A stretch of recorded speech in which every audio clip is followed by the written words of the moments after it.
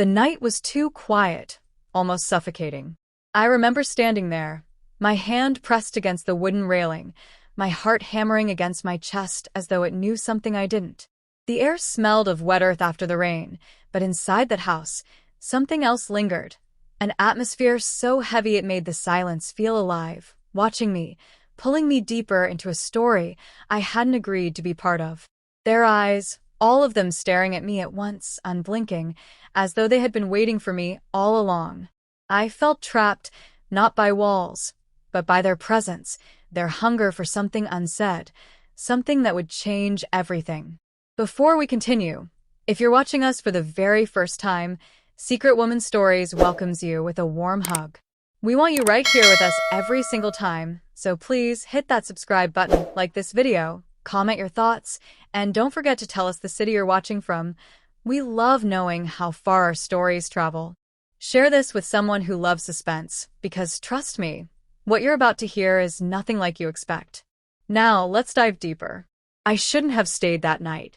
I told myself it was just a visit, a few hours at most, but from the moment the door closed behind me, the energy shifted. They smiled, too widely, their voices too sweet, like honey masking poison. One of them leaned in, whispering words I wasn't ready to process, her hand grazing mine casually, but with a weight that felt deliberate. Another laughed softly, eyes glimmering with something more than friendliness. And the third, she just stared at me, lips curved into a half-smile that looked more like a secret than joy. It was strange, being in that living room, lights dim, shadows cutting across the walls. The ticking clock grew louder than the voices around me, reminding me of how far from normal this situation had drifted. My mind screamed for an exit, yet my body stayed rooted, hypnotized by the allure of their presence. The warmth of the room, the closeness of their steps, the way they spoke in half-finished sentences, as if daring me to fill in the blanks, it was maddening. I asked a question just to break the tension. Something simple, about the storm outside, but instead of answering, they all exchanged glances, as though I had spoken a language they didn't care to acknowledge. One finally replied, her voice low and almost trembling, "We're so lonely," the others nodded, and in that instant, I felt the weight of every unspoken truth pressing down on me. I tried to laugh it off, to shift the mood back to something casual, but it didn't work. The way they leaned closer, their words overlapping, their stories weaving into one tangled web, it was as if they wanted me caught. My phone buzzed in my pocket, but I didn't dare look. Every second stretched longer, my mind racing with possibilities I couldn't name aloud. Was this a game? A test? Or something darker? They led me down the hall, their voices echoing softly, too soft to fully hear, but clear enough to unsettle me. Each step made my skin crawl with both anticipation and dread. The walls felt narrower, the air heavier, and the silence between their words louder. I remember one of them turning back briefly, her eyes locking onto mine with a look that both invited and warned me at once. That's when I realized I was in deeper than I could ever admit. At the end of the hall, they stopped. 3 pairs of eyes, fixed on me again. I swallowed hard, every instinct screaming that this was the point of no return. They didn't move. They didn't speak. They just stood there, waiting, as though my next breath would decide everything. And then, almost in unison, their voices broke the silence. Soft, pleading, yet carrying a weight that chilled me to my core. "We are so lonely." The words hung in the air, sharp and undeniable. I froze. My pulse quickened. Their eyes burned into mine, searching, demanding an answer. And though the hallway was filled with stillness, I could feel the storm inside me, temptation and fear colliding in ways I never thought possible. And that was only the beginning.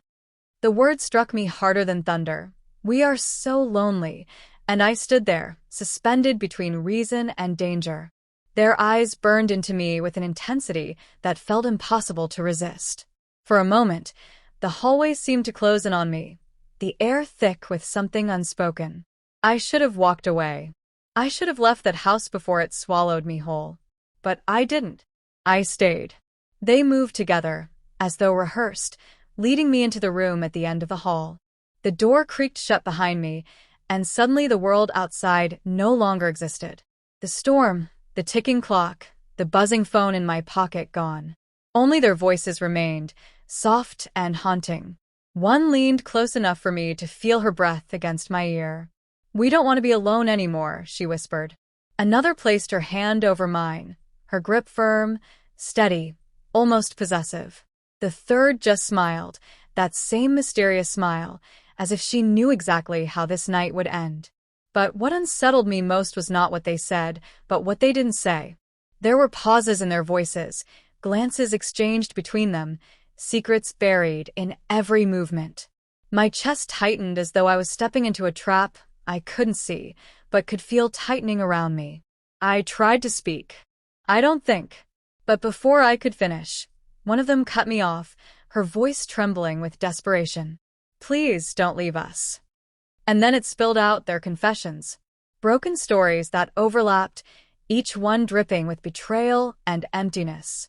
One admitted her partner had left without a word, vanishing into the arms of another. Another revealed the cruel loneliness of nights filled with silence, the kind that eats away at your sanity. The third confessed to betrayal so deep, she could barely say the words, cheating that had shattered her trust, leaving her clinging to anyone who might fill the void. Listening to them, I felt my heart twist. This wasn't just temptation, it was pain, raw and unfiltered. They weren't just asking for company, they were begging for validation, for escape from the ghosts that haunted them. But the more they spoke, the clearer it became. They weren't just broken, they wanted to pull me into their brokenness, to make me part of it. One of them stepped closer, her hand on my chest, her eyes locked on mine. "Just stay tonight. No one will ever know." It was a test of everything I believed in. The weight of betrayal pressed against me, betrayal of the people they had once loved, betrayal of myself if I said yes. My pulse raced.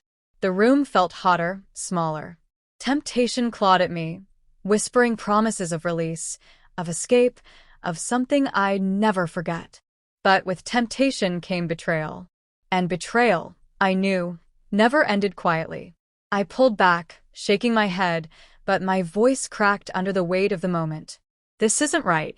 You're asking me to cross a line we can't come back from." The room went silent. Their smiles faltered. For the first time that night, I saw the truth in their eyes, not seduction, not even loneliness, but desperation so deep it had twisted into something dangerous. One of them whispered, almost broken, "We just wanted to feel alive again." And that's when I realized the truth. They weren't looking for me. I was just a mirror, someone to reflect back what they had lost. Love, trust, companionship. They were reaching for a shadow of the past, and I had nearly let myself become the substitute. The storm outside roared louder, as if urging me to decide. I stood there, trembling, caught between staying and walking out forever. My chest ached, my mind screamed, but somewhere deep inside, a voice finally cut through the noise. "If you stay, you'll lose yourself." So I did the hardest thing I've ever done. I walked away. The door clicked shut behind me, their voices fading into silence. Each step down that hallway felt like dragging a mountain on my back. My phone buzzed again. This time I looked. It was a message from someone who truly cared for me, someone I would have betrayed if I had given in.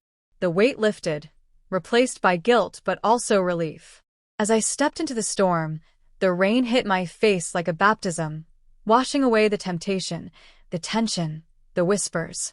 But even as I drove away, their words echoed in my mind.